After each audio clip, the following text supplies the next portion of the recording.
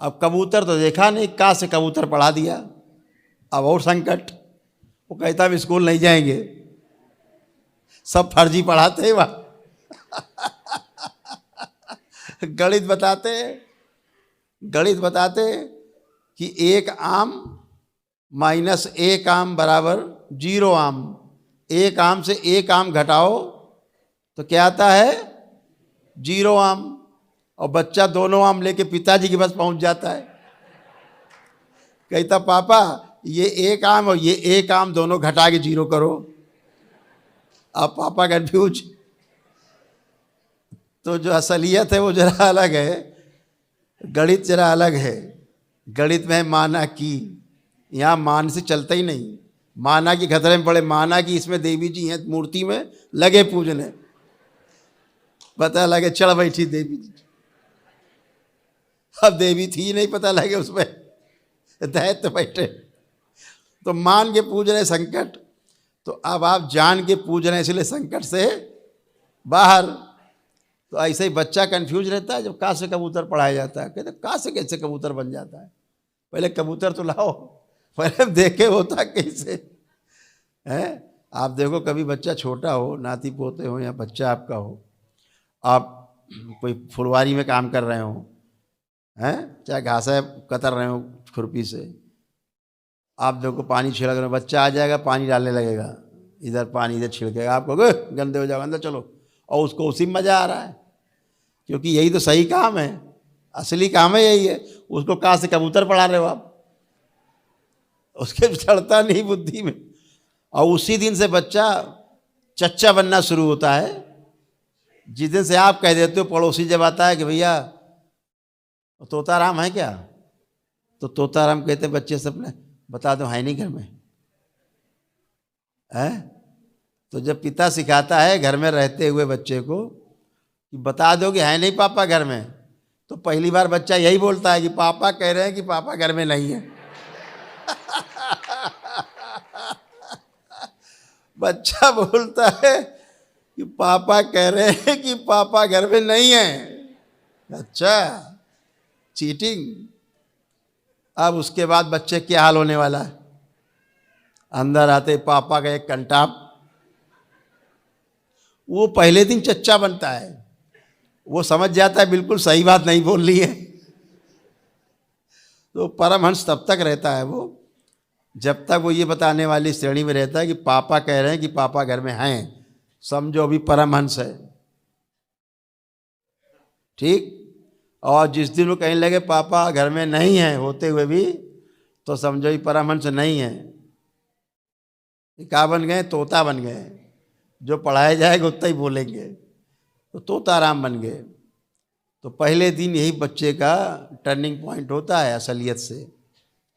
और उसके बाद जब बच्चा बड़ा होता है, पूछो बेटा कहाँ हो, पापा क्लास में हैं, पता लगे पिक्चर देख रहे हैं हाल में बैठे। अब पापा तोता बन गए, अब पापा बने तोता। तो ऐसे ही बच्चे ऐसे ही एक दूसरे को चलाए पड़े एक दूसरे पे। तो जो सीखा वही बाद में पलट के देगा। तो आपसे चर्चा हो रही थी कि ये दीक्षा का जो कितने लोगों ने लिया और कितने जाप करने हैं। अभी कल प्रातःकाल से जो दंडवत यात्रा होने जा रही है कानपुर के सरसैया घाट से और आपके यहाँ धाम तक, करोड़ी शंकर महादेव धाम तक एक दंडवत यात्रा होने जा रही है। तो उसका नियम ये है कि एक दिन पहले, मान लो कि 27 को दंडवत यात्रा है, तो लोग यहाँ 25-26 से आना शुरू हो गए। तो अब वो क्या करेंगे, कोई तिथि मान लो रखी गई, तो उस तिथि के 1-2 दिन पहले आ जाते हैं। तो सब जवान एकदम आ चुके हैं, मैदान में डटे हुए हैं, एकदम पूरा खचाखच भरे हुए हैं। अभी हमको सूचना मिली कि 2000 से ऊपर संख्या दंडवत यात्रियों की हो गई है। अभी ये शुरुआती संख्या है, परसों होनी दंडवत यात्रा, ये 5000 भी हो सकते हैं। हाँ, तो कल यहाँ से वो पहले पदयात्रा शुरू करेंगे सरसैया घाट तक की। नियम ये है कि 27 को दंडवत यात्रा वहाँ से शुरू होगी, उसके लिए एक दिन पहले, तो इस बार चूँकि 27 को दंडवत यात्रा होनी है, तय है, तो 26 को यहाँ से वो कल 10 बजे के आसपास यहाँ से पद यात्रा शुरू करेंगे। पद यात्रा करके 5 घंटे में गंगा आरती में शामिल होंगे। और तोताराम है क्या? तो तोताराम कहते बच्चे सबने बता दो, है नहीं घर में है। रात्रि विश्राम भोजन किया, वो रात्रि विश्राम किया और प्रातः काल सबको स्नान करके और उसी जगह पे बसें छोड़ेंगी जहाँ पद दंडवत यात्रा रात में समाप्त हुई। तो अगले दिन दंडवत यात्रा वहीं से पुनः शुरू। नहीं पता लगे अगर सड़कें पे लेट गया तो सब जाम हो जाएगा। तो प्रशासन कहेगा लो भैया ये गुरु जी ने कहा, ये कहा करा दिया। तो हम चाहते हैं अव्यवस्था न रहे, और अगल बगल गेस्ट हाउस में क्या व्यवस्था करनी, सीधे दरबारे यहाँ में यहाँ इतनी बड़ी व्यवस्था है, यहाँ इतनी बड़ी व्यवस्था है कि चाहे 50,000 आ जाओ कोई दिक्कत नहीं है। तो ऐसे बराबर प्रतिदिन जहाँ पे दंडवत यात्रा का समापन होगा, प्रतिदिन 5-5 किलोमीटर पे वहाँ से ये बसें रहेंगी 10-12, सब ला करके एक बार में 2 बार में, सब 2 बार में 3 बार में दरबार लाएंगी।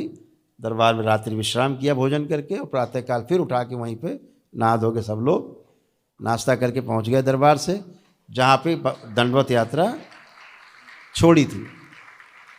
इसलिए ऐसा किया है ताकि किसी को थोड़ा कष्ट ना हो। तमाम लोग साथ में रहते हैं, बच्चे भी रहते हैं, महिलाएं रहती हैं, बच्चियां रहती हैं, इसलिए सुरक्षा की दृष्टि से दरबार का ये दायित्व बनता है कि सभी लोग अच्छे से सुरक्षित धार्मिक यात्रा को पूरा कर सकें। तो हर महीने की एक तारीख जो है वो डिक्लेयर रहा करेगी। तो आज ही हम अगली दंडवत यात्रा की जो तारीख है वो हम डिक्लेयर कर देते हैं। तो अगली दंडवत यात्रा की तारीख ये है कि 11 मार्च है। 11 मार्च दिन सोमवार को वहाँ से दंडवत शुरू होगी। तो उसके लिए क्या करना पड़ेगा, 10 तारीख को यहाँ से मतलब पदयात्रा शुरू होगी। आश्रम से पदयात्रा शुरू होगी। कहाँ के लिए? सरसैया घाट, गंगा घाट कानपुर के लिए। तो 10 तारीख को यहाँ से जो पद यात्रा शुरू होगी, उस पद यात्रा का नाम दिया गया तपस यात्रा, सांकेतिक तपस यात्रा। तो जो तपस यात्रा हम लोग करना चाह रहे थे 11 मार्च को यहाँ से बनारस तक की, तो वो तो हो नहीं पाई। अब चुनाव आ गए, उसके बाद करेंगे कभी। तो हम लोग 10 तारीख को, चूँकि 10 तारीख को अमावस्या भी है, तो हम लोग 10 तारीख को यहाँ से प्रातःकाल मार्च करेंगे। तो जो अमावस्या मनाने वाले लोग हैं 9 तारीख को ही आ जाएं। तो क्या होगा, हम सब लोग 10 तारीख को यहाँ से सरसैया घाट कानपुर के लिए प्रस्थान करेंगे 10 तारीख को, और वहाँ पहुँचकर अमावस्या का हम लोग हवन करेंगे गंगा तट पे पूर्वज मुक्ति के लिए। और 10 तारीख की जो पद यात्रा है, तपस यात्रा है, उस तपस यात्रा में, पद यात्रा में हम स्वयं आप सबका नेतृत्व करेंगे, हम स्वयं रहेंगे जो उस में शामिल होगा। तो 10 तारीख को यहाँ से पद यात्रा शुरू होगी जो सरसैया घाट पे समाप्त होगी, और वहीं पर पहुँच करके लगभग 2 बजे के आसपास पहुँचेंगे हम लोग। तो पूर्वज मुक्ति का जो दिव्य हवन होता है, वो पूर्वज मुक्ति का हवन वहीं सरसैया घाट पे गंगा किनारे होगा। इस बार पूर्वजों की मुक्ति गंगा किनारे होगी।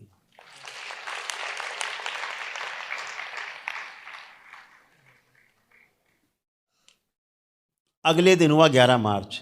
अब जो लोग दंडवत यात्रा करना चाहेंगे वो लोग 11 तारीख को वहाँ से दंडवत यात्रा, जैसे अभी होने जा रही 27 को कानपुर से धाम के लिए, करौली के लिए, ऐसे ही 11 को वहाँ से कर पाएंगे। तो दोनों काम उनके हो जाएंगे। दंडवत यात्रियों की यहाँ इधर से पदयात्रा पूरी हो गई, उधर से दंडवत यात्रा हो गई। क्योंकि नियम बना है कोई भी यात्रा करने के पहले दंडवत यात्रा या पद यात्रा दरबार आकर के अर्जी बंधन अवश्य कर लें, ताकि रास्ते में कोई परेशानी ना हो। नहीं, हमेशा फ़ोन आते हैं, गुरु जी ये बेहोश हो गए, गुरु जी उनकी आखिरी सांसें चल रही हैं, गुरुजी डॉक्टर ने मना कर दिया। अरे हम कहा भाई ऐसे नहीं मना करते डॉक्टर, हमसे बात कराओ। सबसे बड़े डॉक्टर बाबा ऐसे तमाम रोज सूचनाएं आती हैं दरबार में। अब वहाँ यात्रा कर रहे हैं, बेहोश हो गए, पड़े हैं, अस्पताल ले गए। दरबार ऐसे ऐसे ठीक कर तुरंत, और फिर वो पद यात्रा करके, दंडवत यात्रा करके दरबार आते हैं। बहुत बीमार हो, गंभीर रोगी हो, वो ना करें दंडवत यात्रा, पद यात्रा। वो लोग करें जो लोग स्वस्थ हैं, अपने परिवार के लिए करें। जो कर सकते हैं, हिम्मत है, करें। बहुत गंभीर हो वो नहीं करें, उससे थोड़ा बचें। ठीक है ना, आपके परिवार के लोग कर रहे हैं तो आप साथ साथ चल सकते हैं उनके।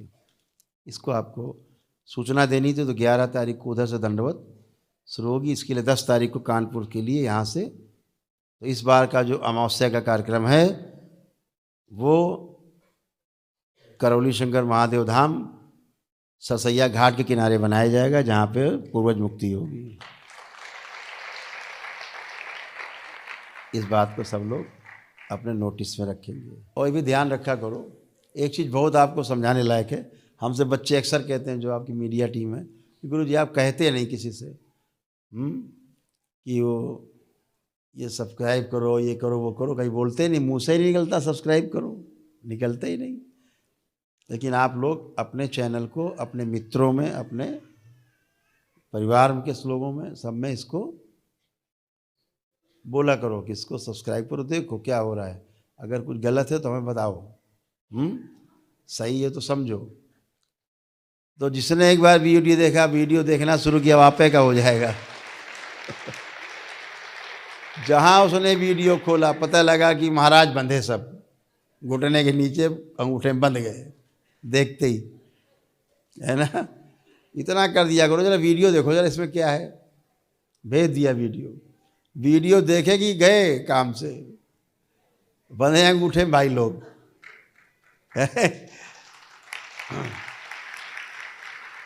इससे उसका कल्याण होगा, उसके परिवार का कल्याण होगा। तो सब लोग इसको, जो भी वीडियो है उसको आगे फॉरवर्ड किया करो। और ये भी ध्यान रखो, कोई नकारात्मक, तमाम लोग इस समय सक्रिय हैं। जो माल असली होता है बाजार में खूब बिक रहा होता है, नकल हमेशा उसी की होती, ध्यान रखो। तो घबराना नहीं है।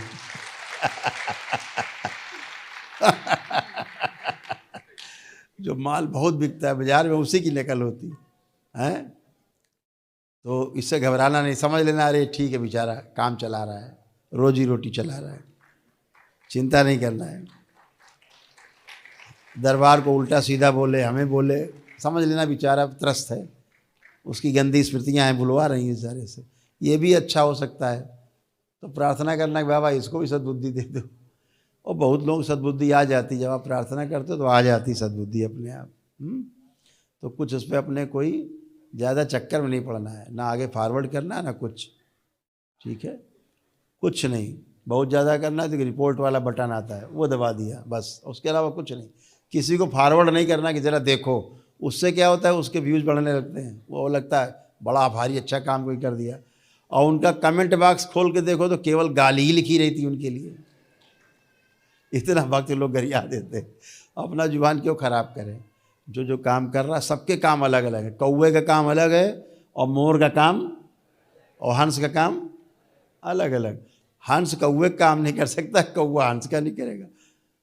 सुई तलवार का काम नहीं करेगी, तलवार सुई का। सबका सदुपयोग है इस संसार में, बगैर प्रयोजन के कुछ भी नहीं है।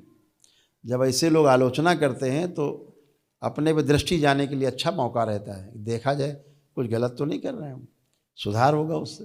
दिक्कत क्या है, कहा भी तमाम ऋषियों ने कि निंदक नेरे राखिए आंगन कुटी छवाए। कहा है, जो निंदा करने वाला उसको पालो पोसो, भैया तुम यहीं रहो, जरा हमारी कमी हो तो बताना, पीछे से देखते रहना, जरूर देखते रहना पीछे से। तो इसलिए उस पर कोई ज़्यादा ध्यान नहीं देना है। अपना सारा कार्य सकारात्मक करना है, सकारात्मक ऊर्जा पे, सकारात्मक विचारों पे ध्यान देना है बस। बाकी जो पीड़ा में है उनके प्रति सहानुभूति रखना है, ये भी बेचारा परेशान है, इसके भी पितर और महाराज लोग इस चैन नहीं लेने दे रहे बेचारे को। तो अपना एक चैनल है खोल के बैठ गया, अपना को वही बक रहा है, कुछ अपनी भड़ास सब पे निकाल रहा है। वो समझो कि सबको जगा रहा है, और है ना। तो जो दरबार आते हैं, अनुभव लेते हैं, बहुत लोग आते हैं गुरुदेव हम तो बड़ा उल्टा सीधा समझते थे, बहुत आते हैं, रोजे आते रहते हैं कि बड़ा हम तो उल्टा समझ, यहाँ तो बिल्कुल एकदम अलग है मामला। हम कहा ठीक है, अब तुम भी शामिल हो गए ग्रुप में, तुम भी आ गए। इसलिए कोई अंदर द्वेष नहीं रखना है, अपने को आप आगे बढ़ना है, अपने पे लगाना है काम आगे। अपने को कोई चैनल बनाना हो बनाओ, चैनल अपने बना करके अपने जो वीडियोस हैं अपनी बातें डालो कि हम दरबार से जुड़े और यही हमने प्राप्त किया, हमें ऐसे ऐसे अनुभव हुए। सारे अपने अच्छे अच्छे अनुभव जो हों आपके शेयर कर सकते हो, करिए एक दूसरे में, उसमें क्या जाता है, तो बहुत अच्छी बात है। इससे तो यश बढ़ता है। जो जितने ज़्यादा लोगों को वीडियोज बढ़ाता है, आगे प्रेरित करता है दरबार के लिए, महिमा सुनाता है, उसके पुण्य बढ़ते ही जाते हैं, उसकी आस्था विश्वास श्रद्धा और मजबूत होती जाती है। जब कोई कहता नहीं मेरा दरबार ऐसा है, मेरे बाबा ऐसे, मेरी माँ ऐसी है, ऐसे बोलता है तो उसका हृदय और मजबूत हो जाता है। इतना बोलते ही तो सामने वाला और कमज़ोर हो जाता है ना। तो ये सब करना है। आप सब बहुत बहुत धन्यवाद। जो लोग इसमें से कुछ लोग हैं जो दंडवत यात्रा में जा रहे हैं, हमें पता है सवेरे की तैयारी है, तो सब लोग नहा धो के व्यवस्थित होकर के, जो लोग पास समय हो तो प्रातःकाल जो प्रतिदिन आप देखते हैं जब से दरबार है तब से यहाँ प्रतिदिन रुद्राभिषेक प्रातःकाल ब्रह्म मुहूर्त में होता है, सभी लोग शामिल होते हैं और आप लोग भी शामिल हो सकते हैं। ठीक है, तो बहुत बहुत धन्यवाद आपको सभी को। बाबा माँ की ओर से, भगवान भोलेनाथ, माता कामाख्या की ओर से बहुत प्रेम, बहुत आशीर्वाद। आप सभी स्वस्थ रहें, मस्त रहें,